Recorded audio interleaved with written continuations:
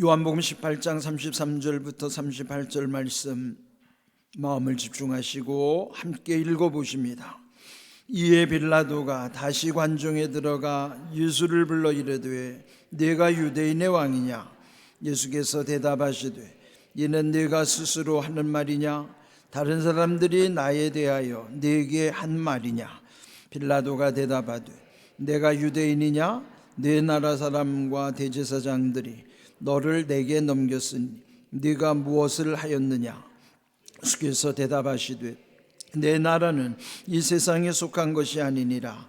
만일 내 나라가 이 세상에 속한 것이었더라면 내 종들이 싸워 나로 유대인들에게 넘겨지지 않게 하였으리라.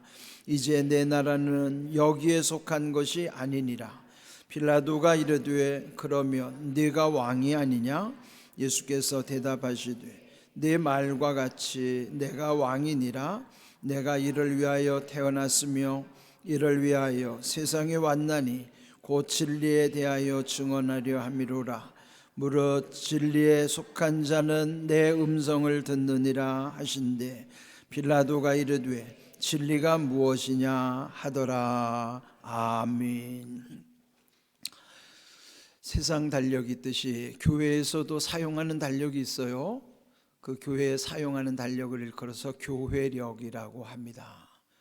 교회력에 따르면 그 처음 시작을 대림절, 예수님이 오심을 또 다시 오시는 예수님을 기다린다는 뜻으로서의 대림절 절기로부터 시작이 되고요. 또 그 끝은 오늘 주일처럼 왕국 주일로 끝이 납니다. 그렇다면 오늘이 왕국 주일이니 올해 교회력이 오늘로 끝나는 것이고요. 다음 주일부터는 2025년도 새로운 교회력이 시작이 됩니다. 그래서 다음 주일은 대림절이 시작되는 것이죠. 그리 보면은 세상의 달력은 아직 한 장 남았는데 교회의 달력은 한 장 앞서가는 거예요. 한 달을 앞서가는 거예요. 네, 그런 사실을 기억하시고 또 이 오늘 제목에 보면은 하나님 이 왜 왕국이라고 할까? 예? 이 오늘을 왕국주일이라고 그러느냐면요, 왕국이라 하는 것은 왕이 다스리는 나라를 일컫는 말이죠. 우리의 왕이신 그리고 만왕의 왕이신 하나님이 또 다스리는 나라를 하나님 나라라고 그러고요. 이 하나님 나라 왕국에 하나님이 왕이심을 우리는 고백하면서 사는 것이죠. 그래서 오늘 이 교회력의 마지막 왕국주일인 까닭은 우리의 신앙이 마지막 소망이 하나님 나라의 완성에 있는 것이에요. 이 교회라는 것은 하나님 나라의 교두보를 삼는 것이고 우리가 죽으면 들어가는 천국의 관문이 교회가 되어야 되는 것이에요. 하나님 나라의 교두보요, 천국을 들어가는 관문처럼. 그래서 이 우리의 마지막 교회력의 왕국주의를 통해서 하나님이 다스리시는 나라, 하나님 나라는 어떤 곳인가? 그래서 오늘 그 말씀을 묵상하는 것이죠. 오늘 읽은 36절을 보시면은 내 나라는 이 세상에 속한 것이 아니니라 예수님이 말씀하시는 거예요. 예수님이 다스리시는 이 하나님의 나라는 이 땅에 소속된 것이 아니라 하늘에 속해 있는 나라임을 오늘 이 36절을 통해서 분명하게 말씀하신 것이죠. 그렇다면 이 세상에 속한 나라는 어떤 것일까? 에베소서 2장 2절을 보시면 그때에 너희는 그 가운데서 행하여 이 세상 풍조를 따르고 공중의 권세 잡은 자를 따랐으니 곧 지금 불순종의 아들들 가운데서 역사하는 영이라 그랬어요. 세상에 존재한 나라가 한 200여 개가 넘습니다. 우리 대한민국도 200여 개의 나라 중에 한 나라죠. 그런데 이 세상에 속한 이 많은 나라들의 특징은 세상의 풍조를 따를 수밖에 없고 또 영적인 측면에서는 공중의 권세자를 일컬어서 불순종의 아들들 가운데서 역사하는 영, 즉 악한 영이라고 하는 거예요. 그 악한 영의 총수가 마귀란 말이에요. 그러니까 이 공중권세 잡은 자 마귀를 따르는 거예요. 세상 도처의 모든 나라의 악이 가득가득 차 넘치는 것은 공중권세 잡은 자, 즉 이 배후의 마귀의 역사가 강력하다는 것을 증명하는 것이기도 합니다. 그런데 이 하나님이 다스리는 나라는 이 공중권세 잡은 자 마귀가 감히 역사할 수가 없습니다. 오늘 읽은 37절을 보시면은 예수님이 이 다스리는 나라의 왕이라고 표현하시는 거예요. 내가 왕이라. 내가 이를 위하여 태어났으며 이를 위하여 세상에 왔나니 곧 진리에 대하여 증언하려 함이로라 그랬어요. 예수님이 이 땅에 오신 목적이 주님이 다스리시기 위함이요 또한 진리에 대하여 증언하기 위하심이라 그랬어요. 진리라는 것은 거짓 없음이죠. 진리는 변하지 않는 것이에요. 그렇다면은 진리가 무엇인가? 오늘 읽은 이 성경 끝부분 38절에서 빌라도가 질문하는 내용이에요. 진리가 무엇이냐? 그랬어요. 요한복음 14장 6절을 보시면은 진리가 곧 예수님 자신이심을 말씀하죠. 내가 곧 길이요 진리요 생명이니 누구든지 나로 말미암지 않고는 아버지께로 올 자가 없느니라. 하나님 아버지 계신 천국에를 가려면은 우리의 천국 가는 길이 되신 예수님, 또 진리신 예수님, 영원한 생명을 주시는 예수님으로만이 그리할 수 있다 하는 것이죠. 진리는 곧 예수님 자신임을 확실히 말씀하신 것이에요. 그런데 고린도전서 13장 6절을 보시면은 그는 여러분 고린도전서 13장은 주제가 사랑이죠. 사랑장이라고 그러는데 거기 보면은 사랑은 불의를 기뻐하지 아니하며 진리와 함께 기뻐한다고 말씀하시는 거예요. 여기에 진리이신 예수님과 함께 사랑 속에는요 불의가 없는 거예요. 거짓이 없고 불의함이 없고 진리이신 예수님과 함께 그 나라는 사랑으로 이루어지는 나라요. 그래서 함께 더불어 기뻐하는 거예요. 진리이신 예수님과 함께 기뻐하는 거예요.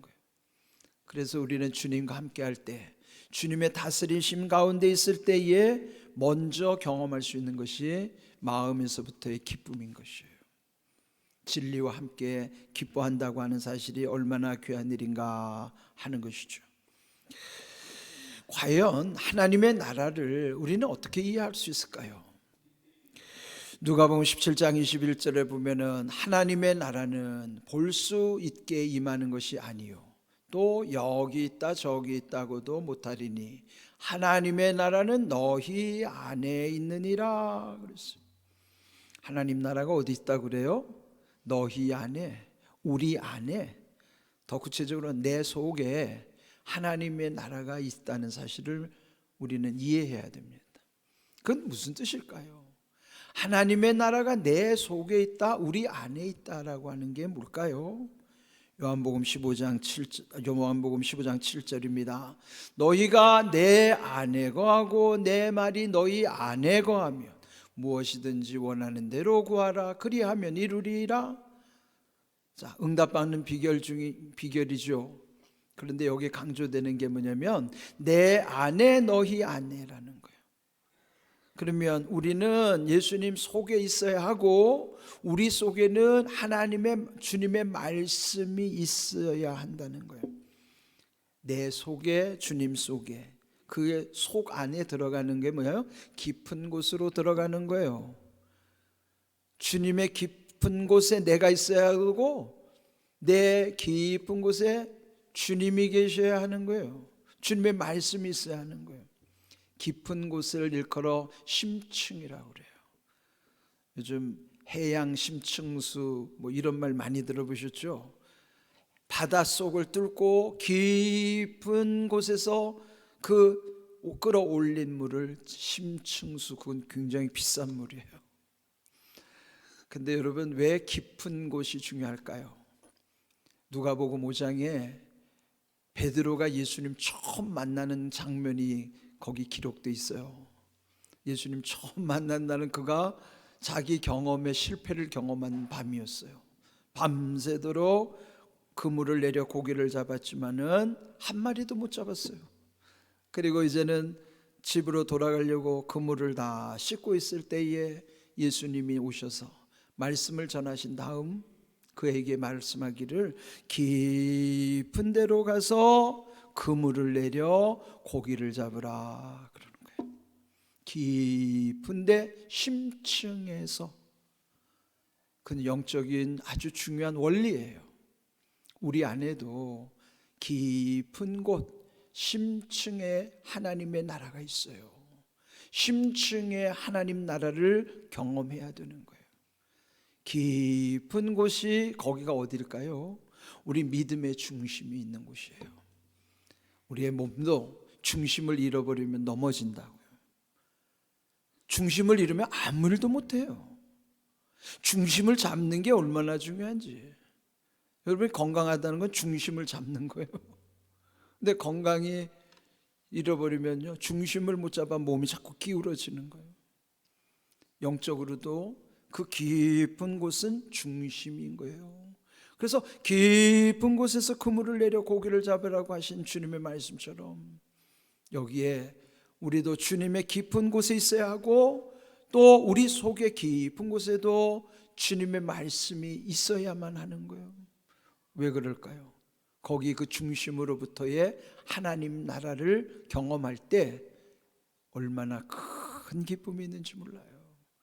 그런데 내 속 깊은 곳은 아무도 모르죠. 가족들도 몰라요. 오직 자기만 경험하는 곳이에요. 그 깊은 곳 심층에서부터 하나님의 나라를 경험할 때 마음에 기쁨이 있어요. 우리가 흔히 불안해질 때 있잖아요. 그런데 깊은 곳에서 하나님의 나라를 경험할 때는 불안이 변하여 평안함이 오는 거예요. 세상에 온갖 두려운 대상들이 있을지라도 내 깊은 곳 심층에 하나님의 나라를 경험하는 사람들은 그 두려움 대상이 두렵지 않아요. 그래서 그 앞에 담대히 설 수 있는 거예요. 심층에 하나님의 나라를 경험하는 사람은 평안함과 담대함으로 맞설 수 있는 거예요. 이거는 경험해 본 사람만이 알아요. 하나님의 나라를 경험하는 사람의 심층 속에서 주시는 하나님의 은혜예요. 그렇다면 심층이 있으면 또 뭐가 있을 것 같아요? 낮은 곳 위에 가장 겉으로 드러나는 것이 표층이라고 하는 거예요. 표층은요, 그냥 우리 이게 피부처럼 겉으로 보이는 게 표지처럼, 표지를 가장 겉부분에 있는 걸 표지라고 그러잖아요. 그 드러나는 층을 표층이라고 그러는 거예요. 그러면 이 표층의 하나님의 나라는 어떻게 경험할 수 있을까?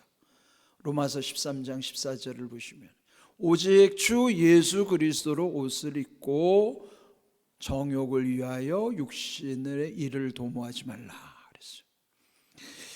지금 여러분의 표층에 보이는 게 다 옷을 입고 있는 거예요. 옷이 보이는 거지 몸은 안 보여요. 표층은 보여지는 부분이거든요. 근데 왜 바울은 보여지는 곳을 일컬어 예수 그리스도로 옷을 입었다고 표현했을까요? 예수 그리스도라고 하는 옷을 입으면요, 주변에서 나를 보는 시선이 달라져요. 아, 저분은 정말 예수님이 함께 하시는 분 같다.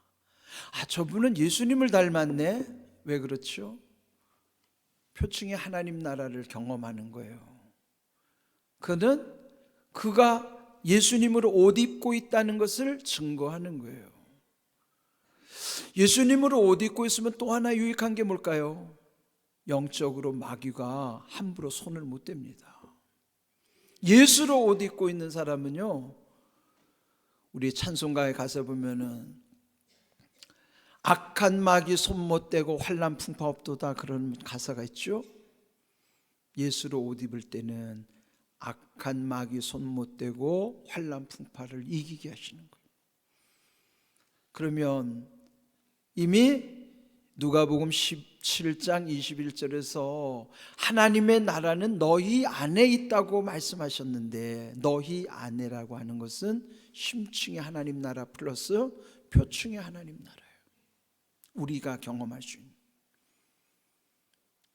예수로 옷 입는 표층의 하나님 나라를 경험할 뿐만 아니라 그보다 더 중요한 것은 내면 속의 깊은 심층에서부터 깊은 데서 그물을 내리라고 하시는 주님의 말씀처럼 여러분 심층의 하나님 나라를 경험하셔야 돼요. 심층의 하나님의 나라를 경험하는 사람은 마치 심층의 해양수를 뽑아 올리듯이 우리 안에도요, 이 심층에 있는 하나님의 나라가 겉으로 끌어올려지는 거예요. 그래서 먼저 중요한 것이 심층의 하나님의 나라를 경험하는 게 중요해요. 그러면 표층의 하나님의 나라는 자연히 끌어져 나오는 거예요. 끌려 나와요. 그게 곧 예수로 옷 입었다는 증거가 우리 주변에서 나타나기 시작하는 거예요. 이런 하나님 나라를 경험하셨나요? 하나님 나라를 경험한다는 게 무엇인가를 여러분 잘 생각하셔야 돼요. 성경은 막연하지 않아요. 성경은 일상의 구체적인 거예요. 그렇다면 이 세상에 속하지 않은 하나님의 나라가 너희 안에 있다고 말씀하신 것처럼 내 안 깊은 곳 심층에서부터 경험하는 하나님의 나라가 내 겉에 표층의 하나님의 나라를 또 다른 사람들이 볼 수 있도록 우리를 그리스도로 옷 입게 하신다는 사실이 얼마나 귀한 일인지, 여러분 성경의 말씀에서 이게 깨달아지는 게 얼마나 기쁜지 몰라요. 이런 귀한 사실을 우리 마음속에 늘 새기면서 성경의 마지막 책 요한계시록은 장차 있을 일에 대해서도 설명하잖아요. 계시록 11장 15절을 보시면 세상 나라가 우리 주와 그리스도의 나라가 되어 그가 세세토록 왕노로 가리로다, 예언의 말씀이에요. 세상 나라가 그리스도의 나라로 되어진다. 그건 뭐예요? 세상 나라가 그리스도 안으로 들어온다는 거죠. 그게 언제 가요? 마지막 때 다시 오실 예수님이 다스리시는 하나님의 나라가 완성될 때에는 세상의 모든 나라의 이 공중 권세 잡은 자의 그 영향력은 없어지는 거예요. 결국은 그리스도의 나라로서 우리 주님이 다스리시는데 세세토록 그분이 왕 노릇하신다는 거예요. 왕으로서의 역할을 하시겠노라고 약속하신 말씀이에요. 그것이 바로 이 요한계시록을 통해서 우리에게 말씀해 주시는 내용인 것이에요. 시편 47편 8절 말씀, 하나님의 모든 백성을 다스리며 하나님이 그의 거룩한 보좌에 앉으셨도다. 이미 구약부터 언급해 주신 말씀처럼 하나님은 모든 나라 백성, 뭇백성들을 다스리시는 거예요. 지금도 우리를 다스리실 뿐만 아니라 믿지 않는 모든 세속적인 것도 하나님의 섭리 속에 있다는 것이죠. 이런 귀한 하나님의 섭리, 즉 하나님의 다스리심, 섭리라고 할 때 섭자가 다스릴 섭자예요. 섭리라는 하나님 다스리심의 이치가 섭리예요. 하나님이 우리를 섭리하신 대로 다스리심으로 그분은 거룩한 보좌, 하늘 보좌에서 우리의 모든 것들을 주관하시는 것입니다. 오늘 우리에게 주신 말씀, 오늘 이 교회력의 마지막 지점에서 결국 완성될 하나님의 나라, 지금 이 세상에 속하지 않았지만은 그러나 그 하나님 나라의 백성으로 살아간다는 것은 주님이 나를 다스리신다는 것을 인정하는 거예요. 그러면 그분이 나의 왕이시라고 그러면 나는 그분을 따라야 되는 거예요. 왕의 명을 거절할 수가 없어요.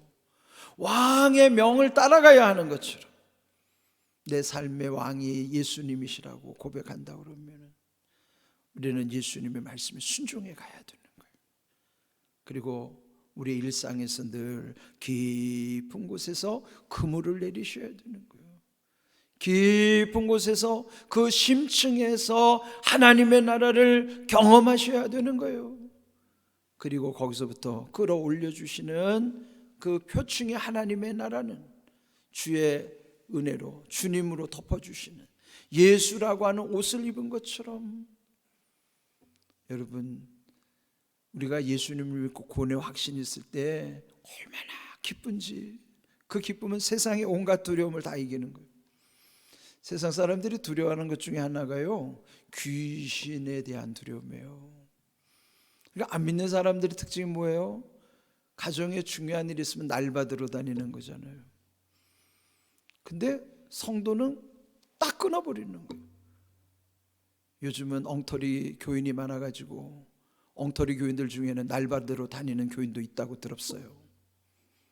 좋은 게 좋다고 무당 찾아가는 사람도 있다고 들었어요. 그는 하나님 앞에서 가증한 일이에요. 우리는 두렵지가 않으니까 무슨 나를 받으러 다닐 필요가 없습니다. 손 없는 날이 그게 뭐가 중요해요? 손 없는 날을 찾아다니잖아요. 여러분 예수님 안에 있으면, 예수님 안에 있는 사람은 365일 손이 없어요. 뭘 나를 받으러 다닙니까? 자유한 거예요. 왜 그럴까요? 심층의 하나님의 나라와 표층의 하나님의 나라를 경험하니까 두려움이 없죠. 왜 우리가 귀신에 대한 두려움이 없다는 것만으로도 얼마나 감사한지 몰라요. 그리고 귀신 만난 사람이 그 사람 앞에서 떨어요. 그걸 여러분이 경험하셔야 된다니까요. 저는 목회 초기에는 귀신 들린 사람을 두려워했어요. 그 믿음이 너무 없이 목회를 시작했는데 어느 순간부터 내가 정말로 이 믿음의 확신과 구원받은 확신, 그 감격 속에서 귀신이 두려워하는 모습들이 보여지기 시작하는 거예요. 그리고 그 이후로부터는요, 제대로 신앙생활하는 것이 얼마나 귀한 일인가. 여러분 그거 이루 헤아릴 수 없는 거예요. 세상 그 무엇과도 바꿀 수도 없고 어떤 돈을 주고도 살 수가 없는 거예요. 여러분 이 세상에 속하지 않은 하나님의 나라를 경험하십시오. 우리가 지금 대한민국이라고 하는 보이는 나라에 살긴 하지만은 여기 오늘 주신 말씀처럼 그의 나라는 이 세상에 속한 것이 아니고 이 세상에 보여지는 게 아니라고 했으면서 그 나라는 너희 속에 있다. 내 속에 있는 하나님의 나라를 경험하셔야 돼요. 그런 하나님의 나라를 경험하고 하나님의 나라의 백성으로 산다고 하는 것이 얼마나 강력한 힘인지 여러분이 날마다 그 믿음을 확인하셔야 돼요.